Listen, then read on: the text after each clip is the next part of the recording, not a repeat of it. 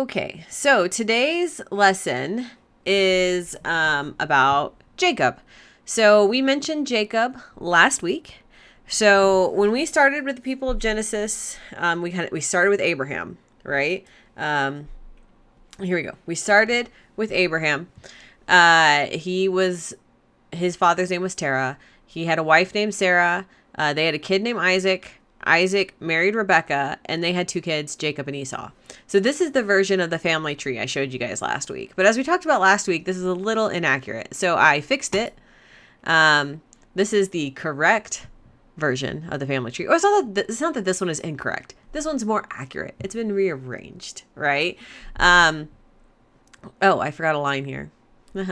Abraham is still related to Terah, you guys. So Sarah married Abraham. They had Isaac, Rebecca. But Rebecca was Isaac's first cousin once removed. So first cousin would be Bethuel, because that is his uncle's kid. And Rebecca is his uncle's kid's kid. So first cousin once removed, which is complicated, which is not quite the same thing as second cousins. Yeah.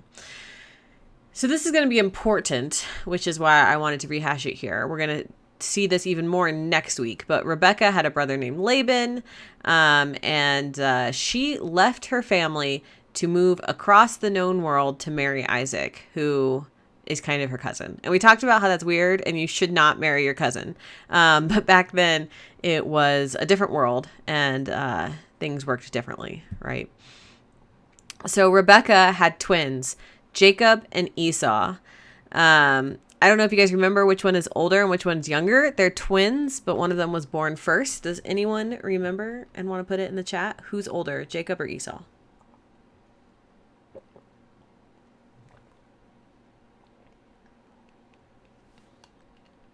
Hannah said Jacob, which is incorrect. The correct answer is Esau. I know you would think it was Jacob because we always say Jacob and Esau as if Jacob came first, right? But it's not true. Esau was the older son. So as the older son, that meant he should inherit everything, right? This is a culture that believed in primogeniture, right? I have no whiteboard to write that word up for you. Let me see. No, Esau's the hairy one. So primogeniture is spelled like that. So primogeniture means that the oldest son gets everything and most everything, and he gets the birthright. He inherits all his father's stuff. So the fact that Esau is older, even though he's barely older because they're twins, is important. So the younger son, it's not that he wouldn't get anything, it's that he would get less. Around Jesus's time, I don't know how it was back in Abraham's time, but in Jesus's time, an older son would probably get 2/3 of the land, animals, and money, while the younger son would get closer to 1/3, which isn't very fair, right? Most of your families probably don't work that way today. If your parents die and you have siblings, and all the stuff's going to get split between you and your siblings. Though because you guys are kids, really, a lot of that stuff would go to whoever's taking care of you. But until very recently, this is pretty much how the world worked, that the oldest child got everything. So last week we talked about Jacob and Esau and how they were both favored by different parents. Isaac favored Esau, who is the hairy one. Isaac preferred Esau, and Rebecca preferred Jacob.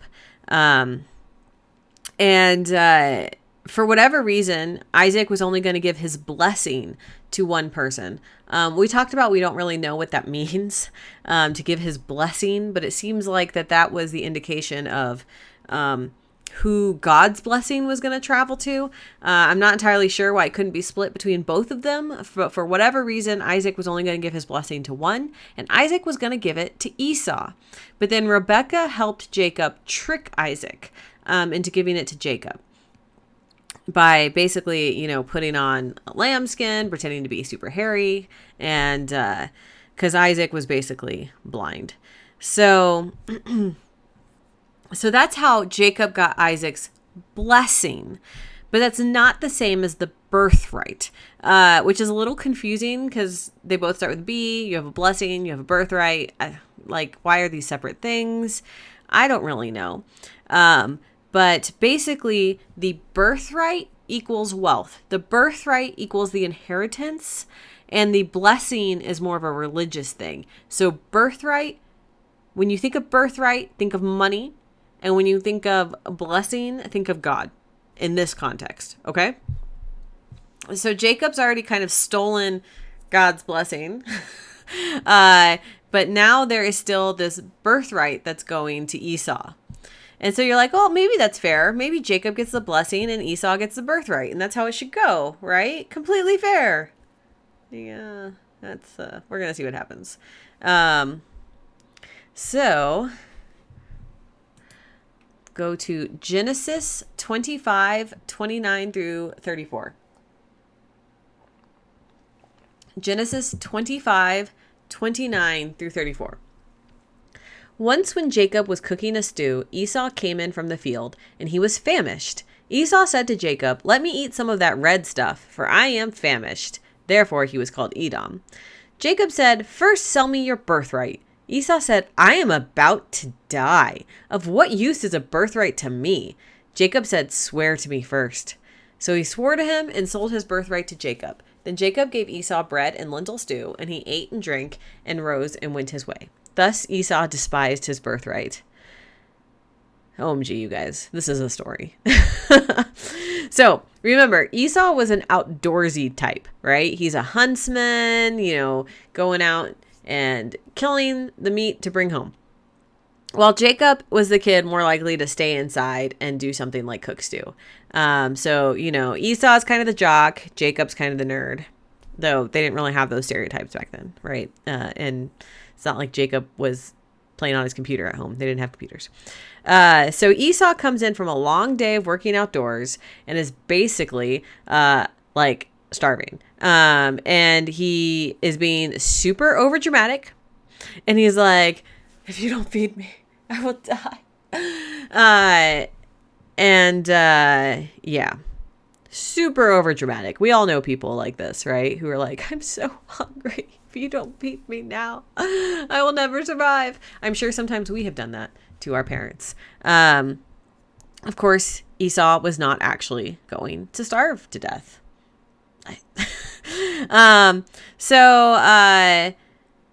Jacob's like sitting there and his brother comes in all over dramatic. And as we can see, Jacob doesn't just react by giving his brother food out of the goodness of his heart. No, he does the opposite and he says something crazy. He's like, "Sell me your birthright." What? That's like saying you're not going to let your brother have some food until he gives you the entirety of his college savings account.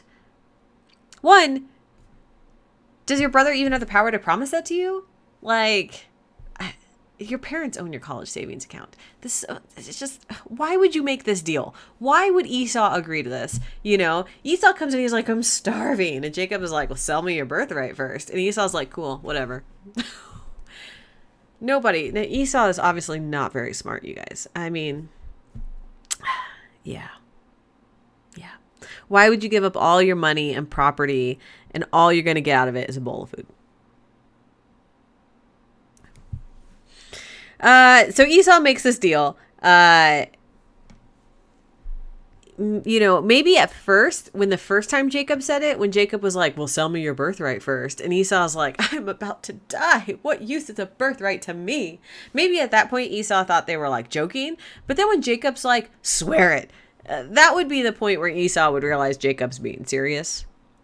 Swearing something is not something people did lightly back then. I mean, it's why you get sworn in when you're, going into an office, right? You just swear it is to be like, "I will die before I do something else," right? Like, so yeah. So Esau agrees to that. I think we can all say this is not a very smart move. So Jacob takes Esau's birthright. So last week, Jacob stole the blessing. This week, he bartered for the birthright, which means now, for all intents and purposes, Jacob has become the older son. Even though he is not the older son, he has taken the older son's blessing and the older son's birthright. So last week we talked about how Esau was so angry at Jacob over stealing his blessing that he wanted to murder Jacob. So this part with the birthright takes place before the blessing. That does give a little credit to Esau's character, that he didn't care about the money and wealth as much as he cared about the blessing, about the religious part, that Esau knew the blessing was more important than the birthright. Esau gave up his birthright willingly, granted for instant gratification, which, I do not recommend. Please think things through. But Esau did not willingly give up the blessing. Jacob stole it, and Esau was so mad about it that he basically wanted to murder Jacob. So this results in Jacob running away to spend some time with his mother's family. So that is this guy, Laban. So Jacob runs away all the way back to hang out with Laban. So Jacob is heading there, and that's where our next set of verses come from. So Genesis 28:10 through 15. Genesis 28:10 through 15. Jacob left Beersheba and went toward Haran. He came to a certain place and stayed there for a night because the sun had set. Taking one of the stones of the place, he put it under his head and lay down in that place. And he dreamed that there was a ladder set up on the earth, the top of it reaching to heaven, and the angels of God were ascending and descending on it. And the Lord stood beside him and said, I am the Lord, the God of Abraham, your father, and the God of Isaac. The land on which you lie I will give to you and to your offspring, and your offspring shall be like the dust of the earth, and you shall spread abroad to the west and to the east and to the north and to the south, and all the families of the earth shall be blessed in you and your offspring. Know that I am with you and will keep you wherever you go, and will bring you back to this land, for I will not leave you until I have done what I promised you. So Jacob is on his way out, right? He's on his way out of the land God has promised Abraham. And he goes to sleep and he has a dream. What does he dream about? A ladder or a stairway to heaven. If you've ever heard someone refer to Jacob's ladder, sometimes, there's like crafts that we call Jacob's ladder, but this is the actual Jacob's ladder. Jacob sees this stairway where he is at the bottom, and at the top is heaven, and going up and down this ladder or stairway are angels. So the imagery here is super important. It harkens back to the story of the Tower of Babel. You guys may remember this story. We didn't study it specifically, but the story of the Tower of Babel is that people were basically trying to build a tower to God. They thought that they could build a building big enough that it would reach God, which just shows that they didn't really understand how things worked back then. You can't build a building high enough to reach God. God is outside of space and time. But anyway, they were building this thing, and God stops them, basically calls them out on their pride to think that they could do such a thing, that we as humans could build a tower to God, and he scatters them across the earth. So, even today, if all of humanity got together, we can't build a tower to God. We know this, right? We landed on the moon, you guys. God doesn't live in space. It's not like you go through the atmosphere and heaven is on the other side. They really thought things like that back then, right? Because they didn't understand the things we understand scientifically today.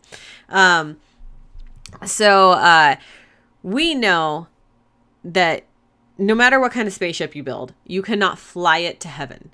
God is outside of space and time. We are literally ourselves not capable of getting to God by our own mechanical means. So this story is basically a reverse Tower of Babel. Instead of man building a stairway to God, God reveals a stairway from himself to man. God could just stay in heaven, but instead he comes down to Jacob. Your version of the Bible says the Lord stood beside Jacob. So even though the dream, Jacob was looking up into heaven. God wasn't in heaven, but rather right next to Jacob, beside him. My version of the Bible says that the Lord stood above him in heaven, basically. I looked in my commentary and it said that the actual words in Hebrew allowed for either interpretation. This is sometimes you get weird things with prepositions, right? Where it can mean one thing or another. It's like, I can't think of a good English example right now, but I see this in Latin all the time, right? Where the preposition could mean one way or the other. So the preposition can mean God stands beside him or God is in heaven. But I like the idea of God standing beside Jacob. God is in heaven, yes, but he's also beside us, helping us through our journey. We couldn't build a tower to him, but he makes a way for us to get to him. For Jacob, that is this ladder, right? God builds a ladder between himself and Jacob for Jacob and all his offspring. And this is basically a reiteration of the promise God has made to Abraham that he will be the God of Abraham's people. But for us, we have a different ladder, right? Jesus. Yeah. Sunday school answer. Jesus tells the people this directly in John 1:51. So he says, and Jesus said to him, very truly, I tell you, you will see heaven opened and the angels of God ascending and descending upon the Son of Man. Jesus here is directly referencing this story, directly referencing the story of Jacob's ladder. So when he says you will see the heaven opened and the angels of God ascending and descending, he's directly referencing the angels of God were ascending and descending here in this Genesis verse, right? And here it says on it, meaning the ladder, but here it says upon the Son of Man. Jesus is saying he is the ladder. Jesus is our ladder from here on earth to heaven and God. Yeah, it's almost like Jesus had read the Old Testament. He totally did. Okay, so back to Jacob. God is standing next to Jacob, and what does he say to him? He basically reiterates to him the promise he made Abraham. He tells Jacob that the covenant is now between Jacob and God. I think this is important because Jacob stole. Mike has an ambiguous. Judy washed the dishes in the sink. Was Judy in the sink or were the dishes? Good point. Good point. You have these prepositionary phrases and so many questions. Was she washing in the sink? Were the dishes in the sink? Was Judy in the sink? English is weird. Languages are weird. So God had made the promise to Abraham. Jacob basically stole the promise, right? He stole the blessing. And so it's important here that God reiterates it to Jacob because God could be like, I don't care that you stole it, Jacob, right? Like you can't steal a blessing. I'm still giving it to Esau. God could have said that. He could have said, this is not yours to take, and I am establishing my covenant to Esau, and I'm not punishing Esau for your trickster ways.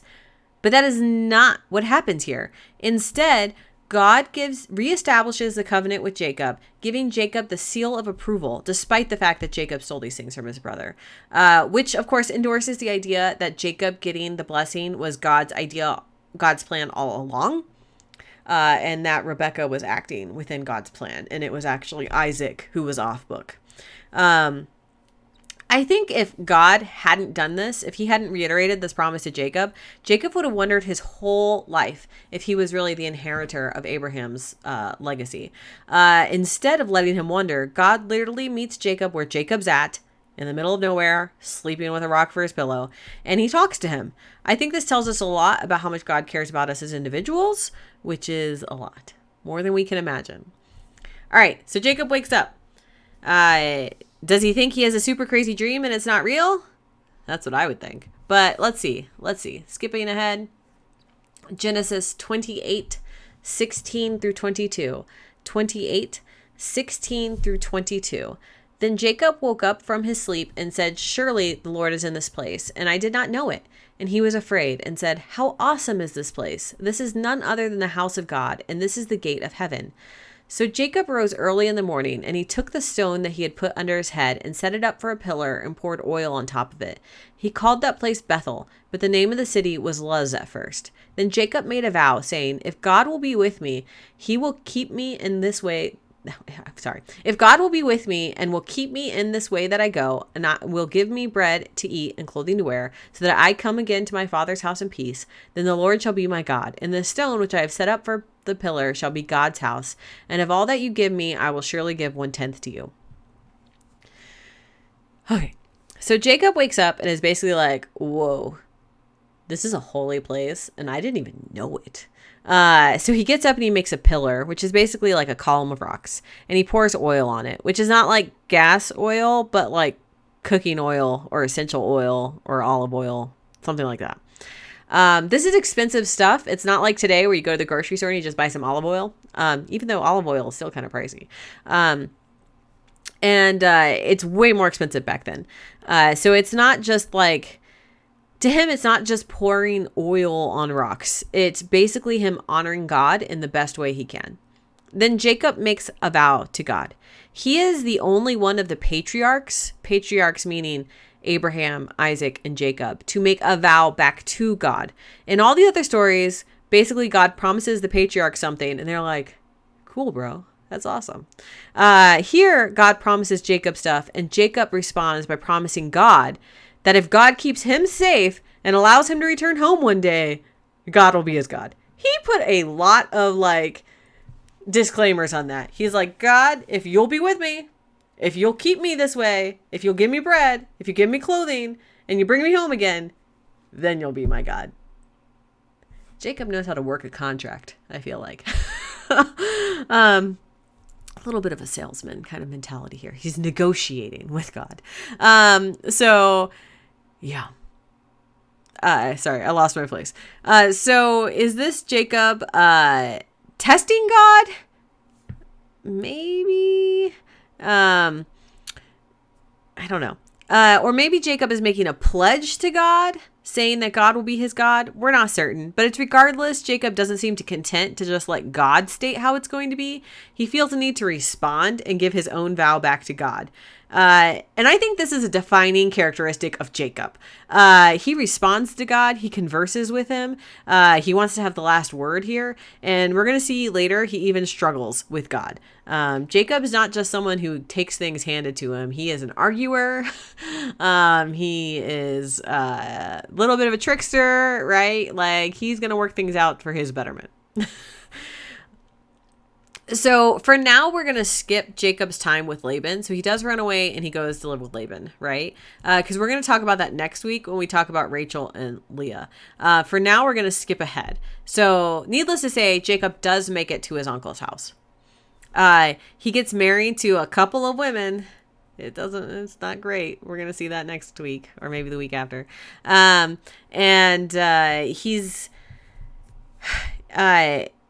He's there for like 20 years and eventually he's ready to head back. He's a different man now. You know, he's 20 years older. He has his own household. He has a family. He has wives. He has a ton of kids. He has like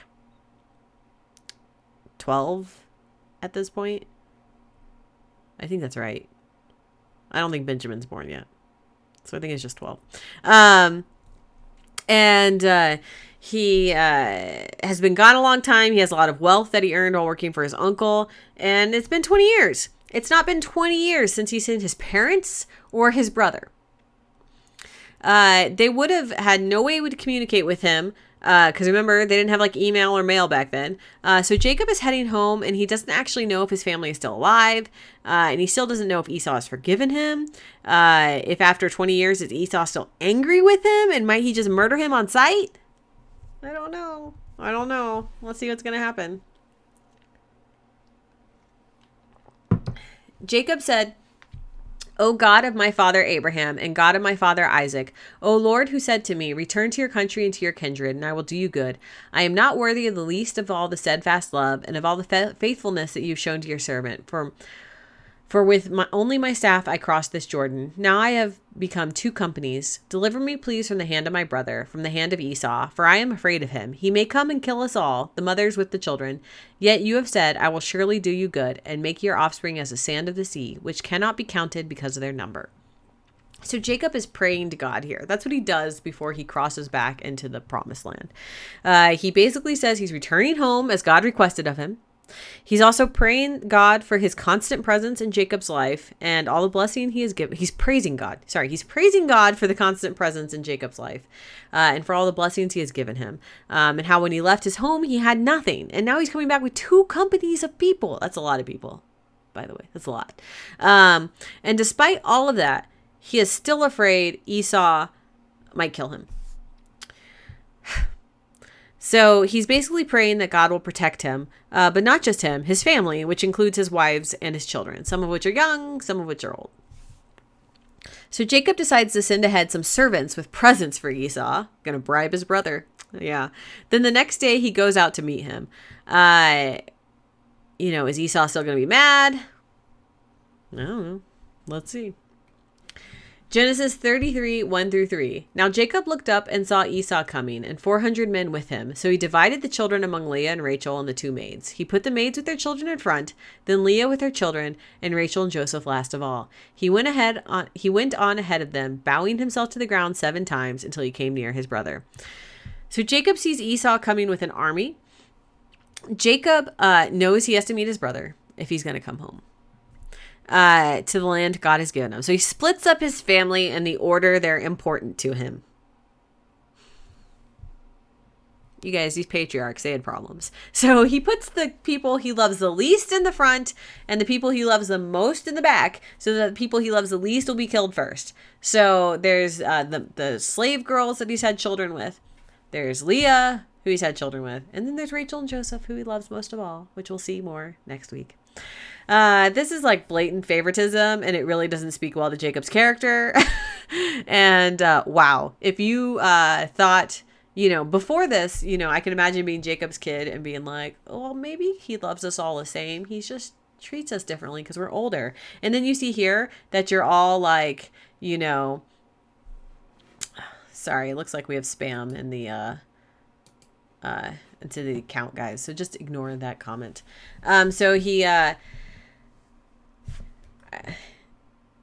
so now you would know for sure that your dad loves you less, which sucks. All right, let's see what Esau does. But Esau ran to meet him and embraced him and fell on his neck and kissed him, and they wept. Oh, so Esau's happy to see him. This is not what Jacob expected at all. The two brothers reconcile after a lifetime of fighting, literally from birth. That alone is a miracle. But this is not the most miraculous thing to happen to Jacob by far. We're actually going to go slightly back in the story. I know we're kind of jumping around. Okay. Trevor's dealing with the spam. He knows how to do that. This is why I made him a moderator. So we're going to go a little back in time to before Jacob re-entered the promised land. I know we're jumping around, but there's a reason for that. We're going to go back to Genesis 32, 24 through 30. Genesis 32, 24 through 30.